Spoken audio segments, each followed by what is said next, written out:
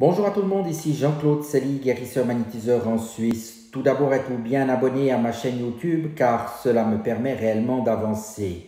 Si vous appréciez ma vidéo, n'hésitez pas à la liker, ce serait super. Et sous celle-ci, vous trouverez des liens concernant mon site internet, mon numéro de téléphone pour me contacter ou encore un lien concernant Sophia Voyance, tarologue. Mais aujourd'hui, nous allons parler de la fibromyalgie. C'est quoi la fibromyalgie? La fibromyalgie ou syndrome polyalgique ou idiopathique diffus, qui peut être abrégé par SPID, est une affection neuromusculaire qui touche plus particulièrement les insertions tendineuses. Elle survient souvent dans un contexte de troubles du sommeil et d'état de stress chronique, sans que l'on puisse savoir quel est le facteur déclenchant, soit la douleur, l'insomnie ou le stress. Cette affection est essentiellement féminine, environ 80% des cas, et se déclare généralement après 40 ans. Le diagnostic est souvent difficile à poser et reste un diagnostic dit d'élimination.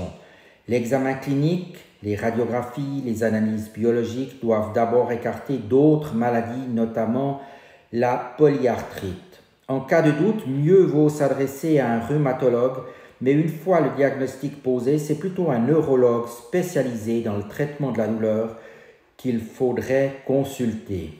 Quels sont les symptômes? Les douleurs situées aux insertions tendineuses et touchant par ordre de fréquence décroissante les coudes, donc l'épicondylite, les épaules, la périarthrite, les muscles cervicaux, le sacrum, les hanches, la périarthrite et les genoux, la patte doigt. Les douleurs musculaires diffuses aussi, les sensations de brûlure cutanée telles que les névralgies, les troubles du sommeil, de fatigue, et les états anxio-dépressifs souvent larvés, ainsi que les associations fréquentes avec le syndrome du côlon irritable. Quelques conseils.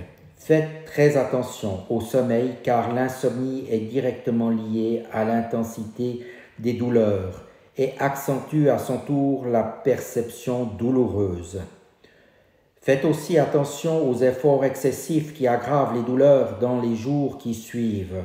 Il faut ménager sa monture en optimisant ses gestes, mais il ne faut pas abandonner toute activité physique. La pratique du mouvement ou de mouvements de gymnastique douce, de stretching, de tai chi chuan ou de yoga est bénéfique. Naturellement, je me tiens aussi à disposition pour vous aider à soulager vos douleurs et peut-être à apporter une guérison progressive. Je vous remercie de votre attention et vous dis à tout bientôt.